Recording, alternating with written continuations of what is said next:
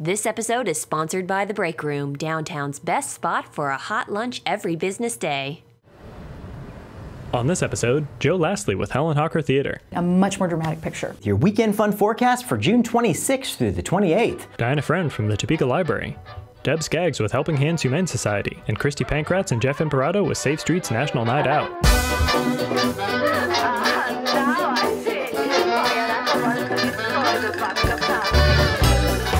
Joining us here in the Talk About Topeka studios, the lovely Joe Lassley from Helen Hocker Theater. Thank you. How are you? I'm good. I don't think I'm lovely today. We're in summer camp now. The camps are going on out there at Gage Park. Yes. How are things going with that? Oh, it's going fantastic. We are, right now, we are getting ready to start our second session. So ending our first session, getting ready to start our second session. So it's going very well. Cool. Although few of us look lovely after a full day of camp. But thank you. You're too kind. Did you get hit with any water balloons or anything? Not today! Excellent. Well, you guys are putting on James and the Giant Peach out there. It is June 19th through July 5th, so give people a chance to put that down in their calendars. Again, get it in the smartphones. Go ahead, because if I don't get it in there, I don't do it, so I have to put it in there. Get it in there. So let's talk about this show. First of all, I know Helen Hocker does some shows that are for older people and younger people. What part of the series does this fit into? During the summer, that belongs to our teenagers, our Bathhouse Players. Of course, Bathhouse Players have been around for many, many years as a program for teenagers who are involved in theater. Not just actors, but teens who are very active in the technical aspects too. And the two shows, we do two Bathhouse Players shows this summer. And of course, our first one is James and the Giant Peach. It is non-musical. More like this is a comedy, very family-oriented, but not just for little kids. Especially, we're putting a bit of a twist on it that I think is going to appeal to some older audiences as well. Great. And the twist that we're putting on it is the story of James and the Giant Peach. We're not changing that, but the style, and really, I got to credit Adam Jenks and Laura Euler for this. I'd love to take credit for it, but it was their idea. it was really their idea. Take credit now, and they won't ever do it again. It was all my idea. But it's kind of steampunk circus. Is the style in terms of how the set is designed, how the costumes are designed. This particular story goes into fantasy. I mean, it's this huge fantasy. And this adventure that this little boy goes on, that the steampunk circus twist really fits with it. There's not a clash there. So instead of, we could have made it very simple, where the peach is nothing but a spotlight, and the costumes are just very simple and simple animal costumes. Instead, everything has got this treatment to it. And we really do have a peach, and it is ginormous, and it is in a steampunk style. So it's got gears and pipes, but it's still a peach. I mean, it's still recognizable as a peach, and it moves, and it's very cool. And the actors can climb around in it, and I don't want to give too much away, but it's beautiful. It's like a giant sculpture on the set. It is absolutely beautiful. And the costumes it's cool to be able to see that in a room like Helen Hocker. Which is, that's pretty cool. Yeah, I mean, it's how it's done. It's pretty tight, but we got it, and all the actors fit in the peach, and the costumes also have this kind of treatment. They're still. They hearken to the character. Ladybug, who's played by Addie Mead, her costume still very much is, I mean, as soon as you see her, that's Ladybug. But it's got this incredible, steampunk style to it. And it's the bustle, and it's gorgeous. It is so gorgeous. They just, Lori and Adam both just have, this show really shows off how creative and a little quirky these two artists are. Interesting. Which makes it infinitely more interesting and just more seductive to the eye. It's just, there's so much, when you're watching the show, there's just so much more happening on stage. Not to overshadow the actors, because we've got a fantastic cast of 15 actors who are doing an amazing job. And it works well with them. These cool costumes and the neat set just all work together with these actors to paint a much more dramatic picture. Are some of the actors involved with the camps during the day, or how does that work? No, now the camp kind of operates independently. I mean, we do interact a bit during the day, but the camps operate because they're all working on their shows too. We've got campers age 5 to 13 who are in our different strata of camps, and they are off doing their thing and working on their productions, which also all happen in that final week of camp. Great. Our bathhousers are kind of separate. We keep them at the theater, and they've been rehearsing every day since June 2nd. Wow. So we've put the show together pretty fast. Yeah, Usually that's we cool. have maybe 4 to 5 weeks, and this time we have less than 3. Wow, and you have a pretty spectacular set as well. Yes. So all of those factors together, you all been really working a lot over there at Yeah, it Helen has Hocker. been a really busy couple weeks. Yeah, but it's good. It's good. It's been really productive. We have bathhouse. We have a large bathhouse team. We call them Tech Arts. Who there's a team of probably about 14 to 16 that are in the shop with Adam. And that have been building the sets and painting everything and building all these neat contraptions and steampunking everything. Awesome. And then Lori has a team, I want to say of 6 or 7, that are all about the costumes and helping with some props and things like that. So it's a pretty big group that's working on the show. It isn't just the 15 actors. That's very cool. Okay, so the Bathhouse Players, let's talk a little bit about that group. That's been around for a long time. Yeah. Yeah. Yeah.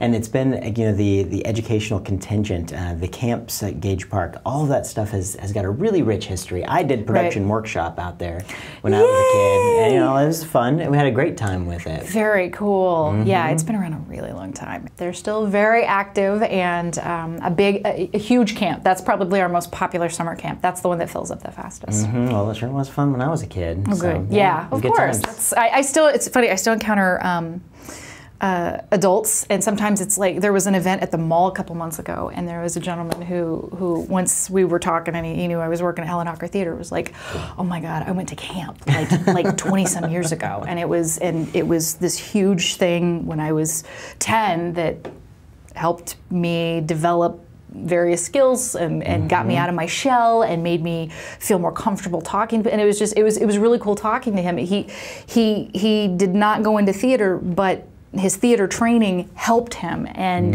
he's very adamant that he's so thankful to that experience, that it happened at the right time. He was working with the right counselors, and it really helped him come out of his shell. And as an adult, he's still thankful for that experience. And that's just so cool when you hear stories like that. The teamwork that it teaches, it really... Yeah, that's a huge part of it. Yeah, I mean, it's a big expectation to be a team, as much, if not greater than a sports team, for kids like that. The work that they put in, it's very precise. Yeah.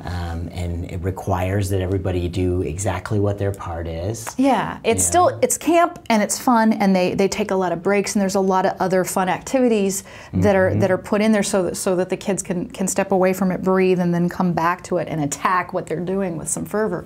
But yeah, the level of cooperation that's required is pretty high, and concentration. Once they get into rehearsing their show, the campers really have to concentrate, think through problem solving, memorize their lines, which is also part of problem solving, especially if something goes wrong, if somebody forgets a line or something breaks or whatever. They've got to think about, okay, how are we going to solve this and keep going? Exactly. So there are a lot of skills that get developed along the way. Very good. And so people can get out and support these skills by attending James and the Giant Peach, right? Absolutely. It's a great way to do it. It is Yes. June 19th through July 5th at Helen Hocker. How do people get tickets? They can come into our box office or just call our box office.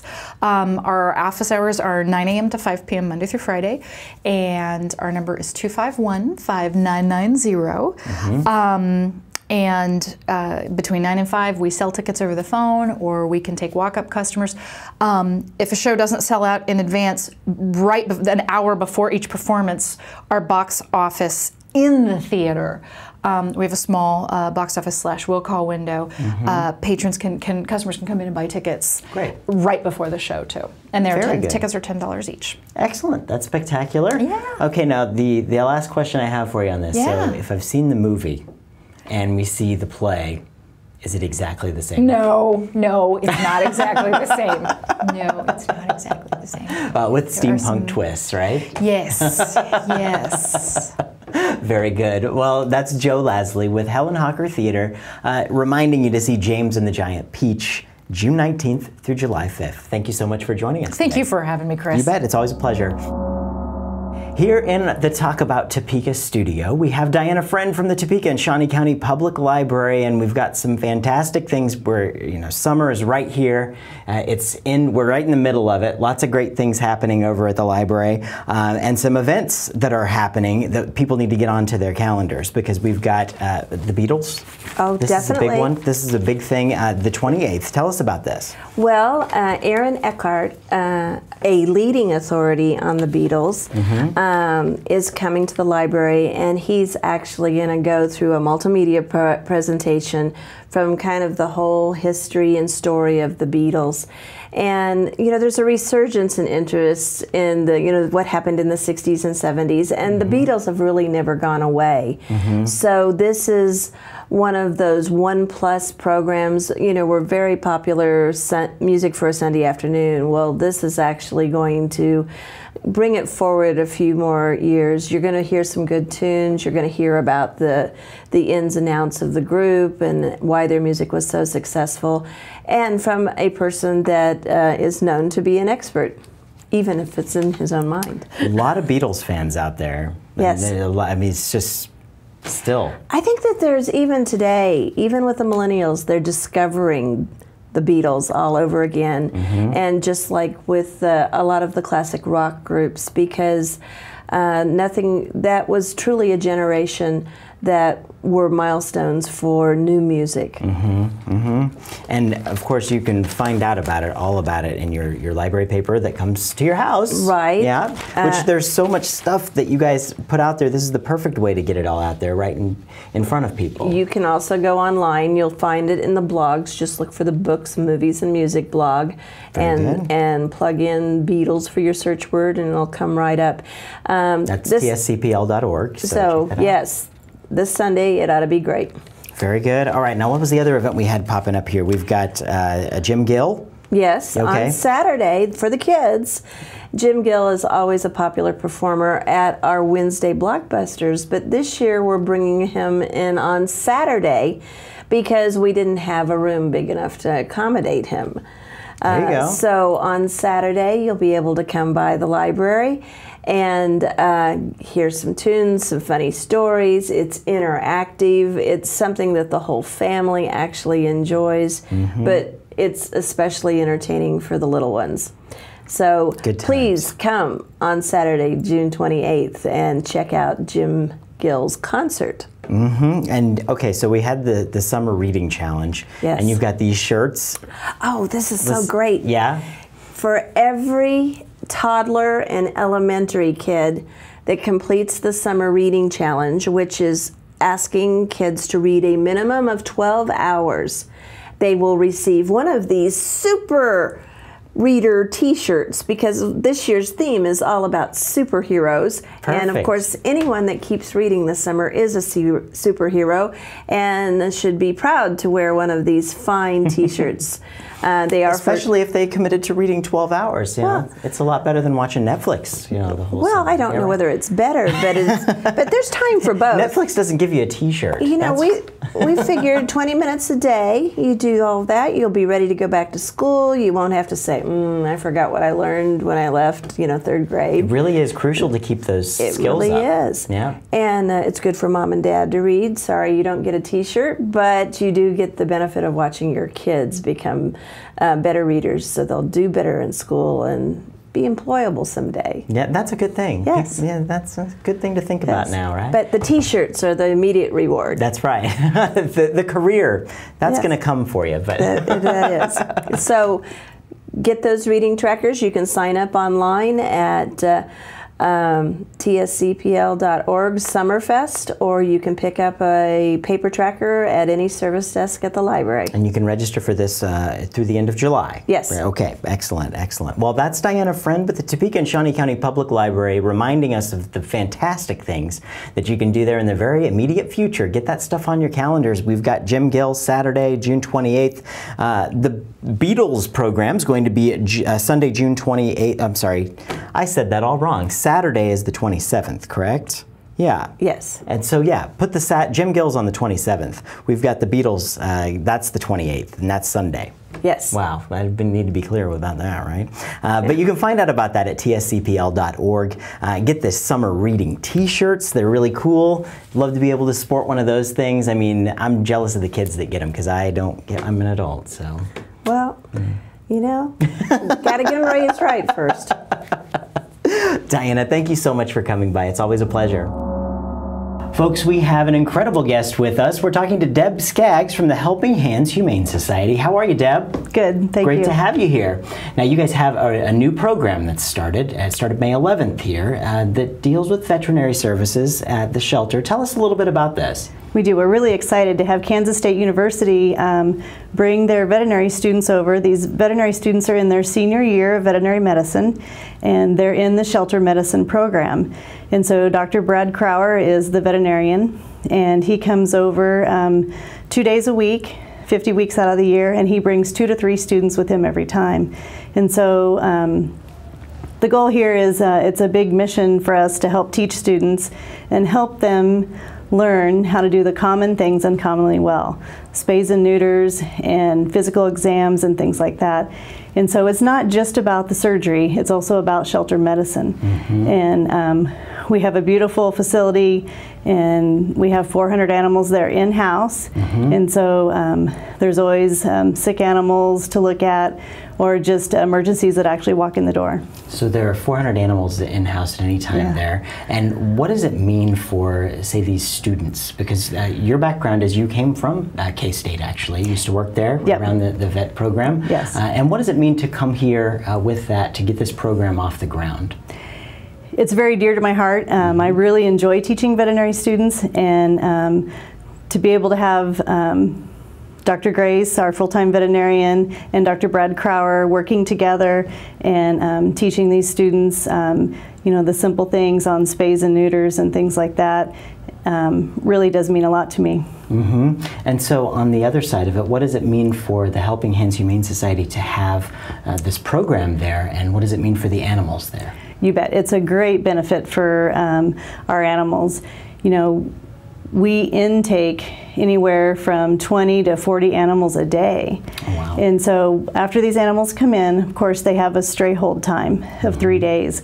And that allows owners to come claim their animals, which is our ultimate goal, is to get animals back to their owners. And then if their owners don't come, or they absolutely are a stray animal, then we need to make sure they're in the best health. Of course, they get sterilized before they get to the adoption floor. And so with the K-State students coming over, they're learning how to do physical exams. They're seeing animals with unknown histories. And so to be able to look at an animal and not have a client standing there saying it's vomiting or it has diarrhea or it's sick, we get to evaluate that pet and teach them how. And then if it's healthy, it goes to surgery. And if it's sick, of course, then it goes to a sick room so that we can take care of it and provide medical treatment for these animals before they get to the adoption floor. Now, it's important that people understand this isn't a place where you bring your pets. There are plenty of veterinarians here in Topeka. You're not trying to compete with that at all. Absolutely. It's a learning opportunity for the animals that exist there. Kind of explain that. Correct. We only work on the animals in the shelter. The Veterinary Medical Center at Helping Hands Humane Society does not ever work on public animals. In fact, we tell our adopters, you know, once we adopt a pet out, you need to take this animal to your veterinarian. So essentially, we're giving the Topeka veterinarians a client for life. So we're saying take them to your veterinarian, and we hope that they're healthy when they leave the door. Excellent. Well, Deb, thank you so much for coming. Tell us all about it today. Really do appreciate it. Thank you. We've got Kristi Pankratz, the Executive Director of Safe Streets, and Jeff Imparato, a dedicated and loyal community volunteer. How are you? Hey, thanks for joining us today. Thanks for having us. Really do appreciate you coming in. Of course, we're talking a little bit about Neighborhood Night Out. It's something that's been growing. It's bigger than it ever has been, and it's coming up. Yes. Kristi, tell us all about it. It is quickly approaching Saturday, August 8th. Neighborhoods throughout Shawnee County are going to get together, have events, get to know one another, and basically take a stance against crime. National Night Out or Neighborhood Night Out, is an annual event across the nation. All these different communities celebrate, sometimes a different day, but in Shawnee County what we do is we celebrate it the first Saturday of August in the heat. And we've celebrated it that day since probably the late 90s is when we've been going. It's always a good time for ice cream. It really is. Yeah. And in our community what we do is we really think it's important for neighbors to get to know one another. So what we do is we encourage neighborhoods to host individual events in their block, in their complex, in their area, just to get to know one another. Because what we've learned is that a good neighborhood, or a good neighbor, I'm sorry, is the best crime prevention tool available. It really takes as much work as you want to put into it. If you're someone who is going 5 different million directions, kids that have activities, you're just constantly going, this is still something you can do. Because it can be as simple as having an ice cream social. We'll make up the flyers for you. You don't have to worry about creating anything like that. You can deliver it, or you can maybe hire a neighbor kid to deliver it to your nearby houses to invite them to the event. And then the best thing yet is there's a stipend available. For the first 80 neighborhoods to register for this event, there is a $250 stipend that can be used for things like food, paper plates, napkins, entertainment. Bounce house. Wow. Even incentives to attend the event. Like if you wanted to have, everybody who comes gets a chance to win a gift card. If you want to get a dunk tank in your neighborhood to dunk Jeff over here. I love that, because the age, oh my goodness, oh yeah. Exactly. Lots of fun. So there's, so you guys provide assistance in putting this together. Right. So that whittles away at my claim here of saying that sounds like a lot of work, because you've already got this down to a science. We do. Safe Streets has coordinated this since the late 90s. We've got Judy Wilson, who serves as the N&O coordinator. We've got great volunteers in Jeff, and also Nikki Roberts, who does our Lock It, Remove It, or Lose It campaign as well, too. So we've got great volunteers, and the people involved in National Night Out, the neighborhoods. Oh my goodness. I encourage you to attend some of our planning meetings. They are just enthralled, they are excited, they are passionate about this event in particular. And it is passionate community volunteers. It really is. It is so wonderful to see all this excitement surrounding this event. And we have people who have been doing it for years and are willing to talk about what they've done and how you can help you in your own neighborhood. It's really great. So, is there some kind of a stigma here that this is for neighborhoods that are just high in crime, or what? I mean, that's what you might think looking at this, but it's really for everybody. But no, this is for everyone, because what we as a community want to do is take a stance against crime. We're seeing some lower crime numbers, which is great, but we want to keep it that way, and we want to get it even lower. So what we as a community can do is unite together, get to know our neighbors, take that first step, and take a stance against it. Yeah, absolutely. Another thing you're going to meet is the police, who are one of the sponsors, one of our generous donors that will come out. They're coordinating throughout the city, and they will try to attend your event, and so you'll be able to kind of get to know your neighborhood officers as well. Yeah. Excellent. Well, that's Safe Streets National Night Out Against Crime. It's August 8th.